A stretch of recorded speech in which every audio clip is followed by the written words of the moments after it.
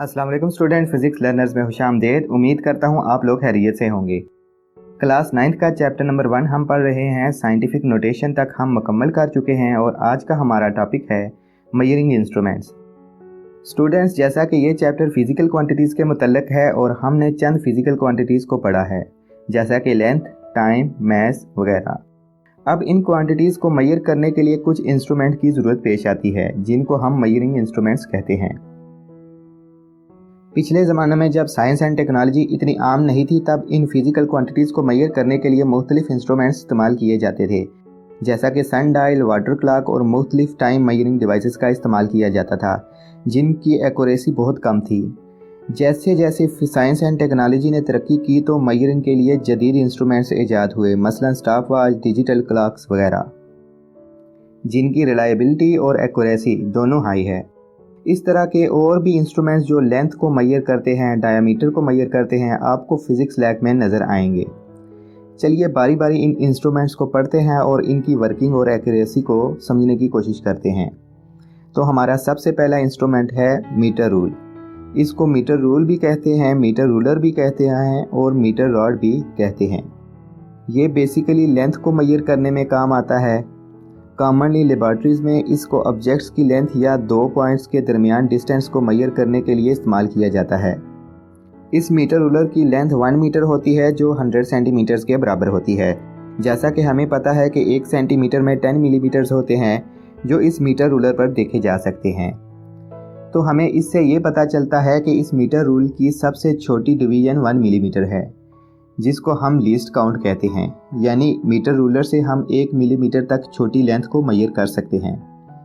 Metre ruler इस्तेमाल करते वक्त हमें दो बातों का ख़ास ध्यान रखना पड़ता है। पहली ये कि जब भी किसी ऑब्जेक्ट को मीटर रूलर से मेजर करना है तो ऑब्जेक्ट और रूलर दोनों स्ट्रेट होने चाहिए। और दूसरी बात, जब हमने रीडिंग लेनी है तो हमारी आँख बिल्कुल रीडिंग पॉइंट पर वर्टिकल होनी चाहिए, ताकि मेजरमेंट की एक्यूरेसी में कोई गलती ना हो जो आगे जाके पूरे आंसर पर असरअंदाज हो। स्टूडेंट्स, हमारा दूसरा इंस्ट्रूमेंट भी लेंथ को ही मेजर करने के काम आता है। तो हमारा अगला इंस्ट्रूमेंट है मेजरिंग टेप। मेजरिंग टेप एक पतली और लंबी स्ट्रिप होती है जो अमूमन कॉटन या किसी मेटल से बनी होती है। मीटर, सेंटीमीटर और इंचेस से प्रिंटेड होती है। मेजरिंग टेप की लेंथ अमूमन 20 मीटर, 50 मीटर और 100 मीटर लंबी होती है। ये मेजरिंग टेप आपने अक्सर कारपेंटर्स और मिस्त्रियों को इस्तेमाल करते हुए देखी होगी। हमारा तीसरा मेजरिंग इंस्ट्रूमेंट है वर्नियर कैलिपर।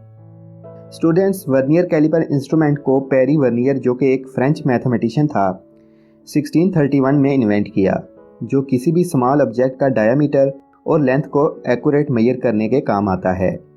अभी तक जो हमने मीटर रूल और मेजरिंग टेप को पढ़ा है, उनका लीस्ट काउंट 1 मिलीमीटर था, लेकिन वर्नियर कैलिपर का लीस्ट काउंट 0.1 मिलीमीटर है। या हम कह सकते हैं कि वर्नियर कैलिपर का इस्तेमाल करके हम 0.1 मिलीमीटर की मेजरमेंट भी हासिल कर सकते हैं। आइए देखते हैं कि ये स्केल दिखता कैसा है और ये काम कैसे करता है। स्टूडेंट, जैसा कि आप देख रहे हैं कि वर्नियर कैलिपर के दो जाज होते हैं। नीचे वाले को हम आउटर जा कहते हैं और ऊपर वाले को इनर जा। जो आउटर जा है, इससे हम किसी भी ऑब्जेक्ट की लेंथ या आउटर डायमीटर को मेजर करते हैं, और जो ऊपर वाला इनर जा है, इससे हम किसी भी ऑब्जेक्ट का इनर डायमीटर को मेजर करते हैं। इस इंस्ट्रूमेंट पर दो स्केल बने होते हैं। ये जो बड़ा स्केल है इसको हम मेन स्केल कहते हैं और ये फिक्स्ड होता है, और जो छोटा स्केल है इसको हम वर्नियर स्केल कहते हैं और ये मूवेबल होता है। इन दोनों स्केल्स की मदद से हम किसी भी ऑब्जेक्ट की मेजरमेंट्स ले सकते हैं। अब आइए देखते हैं कि ये इंस्ट्रूमेंट काम कैसे करता है। वर्नियर कैलिपर को इस्तेमाल करने से पहले इसका ज़ीरो एरर निकालना ज़रूरी होता है। अगर ज़ीरो एरर ना निकाले तो हमारी मेजरमेंट गलत और इनएक्यूरेट होगी। ज़ीरो एरर निकालने का तरीका ये है कि हम वर्नियर कैलिपर के जाज को कंप्लीट बंद करते हैं और फिर देखते हैं कि आया मेन स्केल की ज़ीरो वाली लाइन और वर्नियर स्केल की ज़ीरो वाली लाइन आपस में कंसाइड कर रही हैं या नहीं, मतलब दोनों लाइन्स बराबर हैं या नहीं। अगर दोनों लाइंस कंसाइड कर जाएं तो इसका मतलब हमारे इंस्ट्रूमेंट में ज़ीरो एरर नहीं है और हम नेक्स्ट स्टेप पर चले जाएंगे। और अगर कंसाइड ना करें तो इसका मतलब ये होगा कि हमारे इंस्ट्रूमेंट में ज़ीरो एरर है। अब हमें ये मालूम करना है कि ये पॉजिटिव ज़ीरो एरर है या नेगेटिव ज़ीरो एरर। अगर वर्नियर स्केल का ज़ीरो मेन स्केल के ज़ीरो के राइट साइड पर है तो ये पॉजिटिव ज़ीरो एरर होगा, अब हमें ये मालूम करना है कि ये पॉजिटिव ज़ीरो एरर कितना है। हम ये चेक करेंगे कि वर्नियर स्केल की कौन सी लाइन मेन स्केल की लाइन से कंसाइड कर रही है।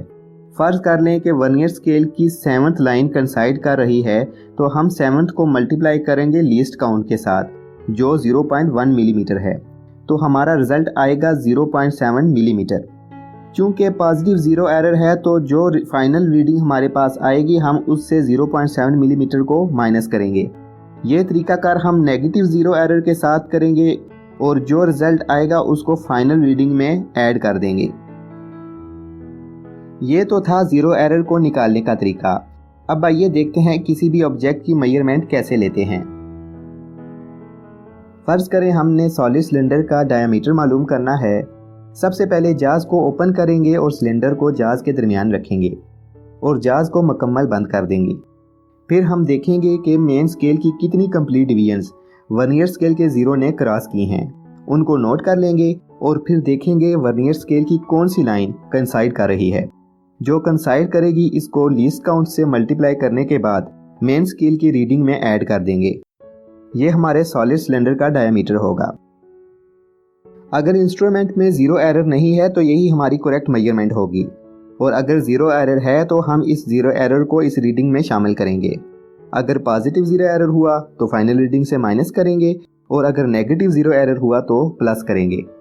यही प्रोसेस हम 3 बार करेंगे और तीनों वैल्यूज़ की एवरेज ले लेंगे, तो हमारा सॉलिड सिलेंडर का करेक्ट डायमीटर आ जाएगा। तो देखा हमने कैसे वर्नियर कैलिपर का इस्तेमाल करके सॉलिड सिलेंडर का डायमीटर मेजर किया। उम्मीद है आपको समझ आ गया होगा कि इसका इस्तेमाल कैसे किया जाता है। उम्मीद है आज की वीडियो आपको पसंद आई होगी। अगर आप इस चैनल पर नए हैं तो हमारे चैनल को सब्सक्राइब कर लें ताकि हमारी नए आने वाली वीडियो की अपडेट आपको मिल सके। चलिए मिलते हैं नेक्स्ट वीडियो में।